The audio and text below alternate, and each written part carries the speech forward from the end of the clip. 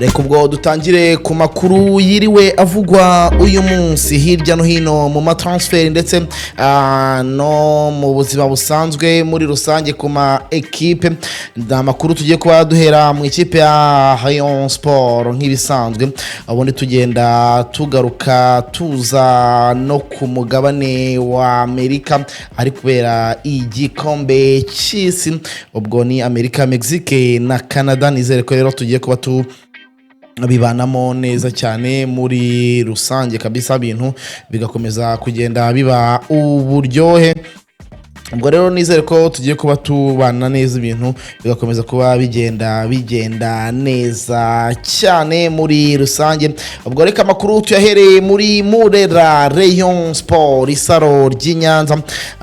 Ibiciro byo kuba byagiye hanze byo ntago bikiri inkuru nuko ku munsi w'ejo abakinnyi bamwe na bamwe bagiye bagira gutya bakaza mu myitozo ndetse banakinnye match ari ya ibyumba ya Gishuti, aho Rayon Sport yatsinze Rayon Sport U-20 ibitego 7 byose. Hanyuma kuri uyu munsi rero abakinnyi wenda fisi agenda turebera kuri Instagram ya Rayon Sport na niyo bita X yabo rwose, ndabona wasiri yagiye aterekaho, amwita Djiguiba, akaba yitwa Djiguiba Isa, akaba nkuko babonye nimugoroba bajya kumwakira abarimo Eric Gisa Irambona yagiye gutya ajya ibyumba mu myitozo, akaba rero yari MVP. Urabizi neza ko yabaye MVP mu gihugu cya Mali. Ubwo rero ubungubu yamaze kuba ahagera kabisa, ibintu ni hataye. Hanyuma uwitwa Ibrahim Jingale nawe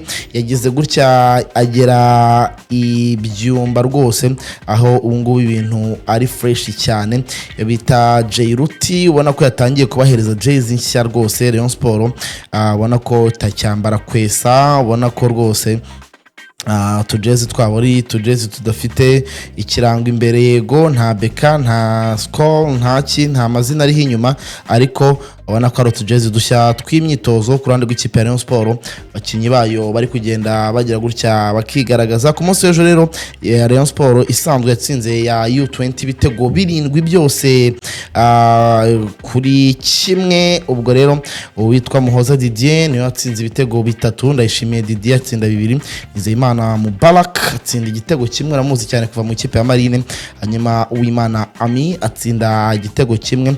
Ubwo ari nako Rayon Sport ikomeza kugenda yitegura Yahageze cyangwa se umunsi w'igikundiro uzaba ku itariki 18 z'uku kwezi. Amatike yayo akaba yaramaze kujya hanze, 330 100 na miliyoni n'igice niyo mafaranga uzajya ubasha kuba wakwishyura, ubundi ukabasha kureba uyu mukino w'ikipe ya mbere ikunzwe hano mu Rwanda ndetse n'ikipe yatwaye shampiyona mu gihugu cya Kenya. Ubwo akaba ari ku ruhande rw'ikipe ya Rayon Sport, ubu ni MVP wa Mali, akaba yamaze kuba ahagera rwose nta kibazo na kimwe. Amwita Isa Djiguiba, akaba ubona ko igihagararo rwose ari nk'icyabatambwe ngo Gloire, bana ku gasurprise keza cyane agenda controller yana bwari godio. Kino kibuga rero akaba ari ikibuga cyari igicumbi aho Rayon Sport imaze iminsi ikorera rokare yayo. Nabonye no munsi n'abayobozi bayisuye barangajwe imbere na Murenzi Abdallah, ari kumwe na directeur technique ndetse na Gakwayo Olivier, bari kumwe na vice president wa Rayon Sport nawe wari uhari cyane muri jezi, ariko yo ntagariya ndabona yambaye ya kwesi kiriho na score, bivuze ngo president na vice president ntago baramuha jezi nshyashya. Gishuti ugomba gusohora jezi, abareba bakajya muri Rayon Day bafite jezi z'imyambaro mishya. Ubwo rero nizere ko bimeze neza cyane. Wabona ko ubuyobozi rero DTN ndetse Murenzi Abdallah mu t-shirt keza cyane k'umweru ndetse na vice president bose bari bahari, n'uriya w'inyuma w'irinete bamwita Olivier. Ubwo rero akaba ari umuvugizi rero mushya w'ikipe ya Rayon Sport. Hanyuma rero Boldri Boris Benu arahari, Isa Djiguiba arahari, Asman Ndikumana arahari ndetse na Tony Kitoga, bakaba ari bo binjiye muri lokale kuri uyu munsi kugira ngo baje kugira gutya bafatanye n'ikipe yabo muri rusange. Ukaba rero wamara kuba wabimenya ibyo byose wakwigurira itike yawe ukanda akanyenyeri 939 akanyenyeri 3 akanyenyeri 2 urwego, ubundi ukanyenyeri ka Sport Pass akanyenyeri ka Big Sam rwose ukabasha kuba wakwigurira itike yawe rwose, ibintu bikagenda fresh sana kabisa. Sport Pass niho bazaba bacuruza iyi match ku itariki 18 z'ukwa karindwi 2026. Abapeti bakiri bato rero cyo wamenya nuko mu marushanwa muri aya marushanwa tugiye kujyamo muri Rwanda Premier League wabonye cyangwa se BK Pro League, ubu ngubu re ikipe zose uzajya ufite utegetswe kuba kuri bande touche yawe ufite abakinnyi batatu bari munsi y'imyaka 20.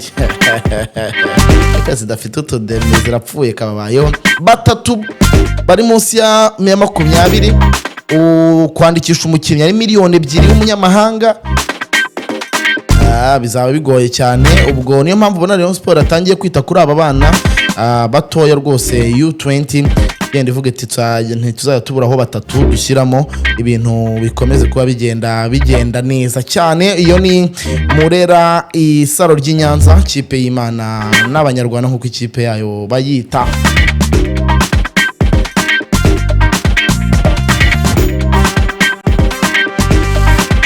Hanyuma ubwo reka tuve aho ngaho mu ikipe ya Rayon Sport. Nigena Clement uramuzi cyane mu ikipe ya APR ndetse muri Rayon Sport muri Marine yagiye azamukiramo. Uyu umuhungu rero Nigena Clement amaze kuba asinyira ikipe yitwa Simuha Sporting Club, akaba ariyo mu Misiri, kabimuha amasezerano y'imyaka 2, ahawe recruitment y'ibihumbi 60 ndetse n'umushahara w'ibihumbi 5 buri kwezi. Akaba ariko bivugwa mu bitangazamakuru rero. Uyu Nigena Clement rero akaba ariyo breaking news je akakanya 60 nta muntu uri bugutereho uri bugamane n'aba agent wenda, abwo ntaga buri mu noti yiwe ya senkani umushahara wa 5. Clement umva ko rero ari ibintu bimeze neza cyane mu by'ukuri muri rusange. Ubwo rero akaba ari uko gahunda zimeze. Hanyuma ubwo tuvuye kuri Nigena Clemento uramuzi cyane, ariko kinarava muri Rayon Sport gato. Uyu Antonio Atiso umukinnyi wa Rayon Sport, umukinnyi watsinze ibitego 16 muri Benin, akaba nawe yagize gutya akakirwa i Kanombe. Rero Atiso nawe rwose ku munsi w'ejo tuzaba tumubona, bizaba ari ibintu biryoshye cyane.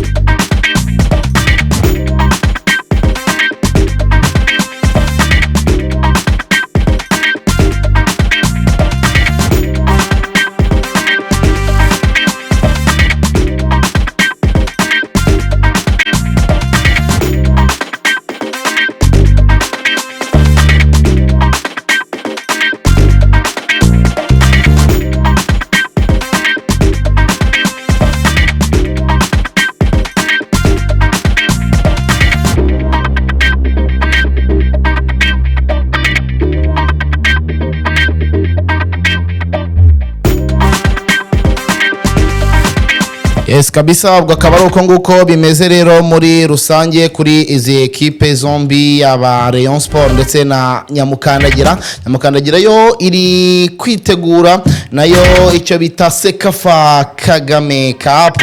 Nizere ko muzaba muyikurikirana yo kabisa mu minsi iri imbere, bizaba ari ibintu biryoshye cyane. Iyi kipe yambara ibara ry'umukara n'umweru, mu ekipe nayo iri kugenda sinyisha imiriro n'imyaka muri rusange hari kuri Ishyarongi ndetse no kuri Mesa hano hepfo. APR nayo ubona ko iba igenda isinyisha umwe kuri umwe, yo bita Club Giant. Akaba amaze iminsi 5 mu myitozo rero, ikipe ikaba yaramaze kubisinyisha umuzamu ukomeye cyane, baramuzi cyane, akaba ari umuzamu w'ikipe y'igihugu, akaba ari umwe mu bazamu bagiye bagaragaza ko bafite urwego ruri hejuru. Ubu rero APR ikaba yaramaze kuba imukabukira icyo bita isezerano ngo akaba hari cyane muri rusange nyuma yo kwibikaho ba Christian akibikaho uyu witwa Michel Blegeneve Aman ku Diokane bose akaba yarabibitseho hanyuma iyi ni APR muri rusange bakiriye Amani akaba ari umwe mu bakinnyi bakomeye cyane hanyuma bakaba barakiriye Ruguza Jean Pierre Peter kuva muri Gicumbi akaba barakiriye Fidari ubwo rero akaba ari abo ngabo mu by'ukuri bahari hanyuma ikipe ikaba yarakiriye ba Christian ndetse n'abandi bagiye batandukanye rero akaba ari uko nguko imeze imyitozo yayo irakomeje yitegura Sekafa Kagame Cup bazaba bakina bahuramo n'amakipe agiye akomeye cyane arimo izi za Rayon Sport za Simba ndetse n'izindi zigiye zitandukanye bazaba bagenda bakina nazo ibintu bigenda fresh sana ubwo ni nyamukandagira mbona yirirwa kuri hariya hano hepfo kuri tapi y'icyatsi iri hano munsi ya kwa Kenisi rwose bagenda bikorerayo imyitozo bafite n'abarahari ba Christian ba Yunus wamaze kuba yongera amasezerano nako nayo ari APR imeze neza cyane rero ubwo nandi ma equipe akaba ari kugenda yiyubaka gake bagenda bahuza umurongo kugira ngo barebe niba muri rusange bazaba bagira gutya bakitaho ibintu bikagenda neza cyane andi makipe nayo ari kugenda yiyubaka tubabwira n'andi transfer mu makipe yakiri matoya ategereje ko ibigugu bibanza bikikura ku murongo ubundi nabo bakaza kuba bagira gute akaza kuba bafatiramo ibyabo muri rusange bayo nguko rero mu kanya gatoya aho turaza tujya mu ikipe zigiye zitandukanye harimo n'iki gikombe cy'isi aho ubu ngubu FIFA itacanuwaka niyo bita UEFA nyuma yo gukuraho Baragun ikarita y'umutuku nabyo turaza kugenda tubigarukaho cyane 24 ndacyahari cyane ngo mu kanya gato atata twinjira noneho mu gikombe cy'isi ibintu bigenda fresh sana.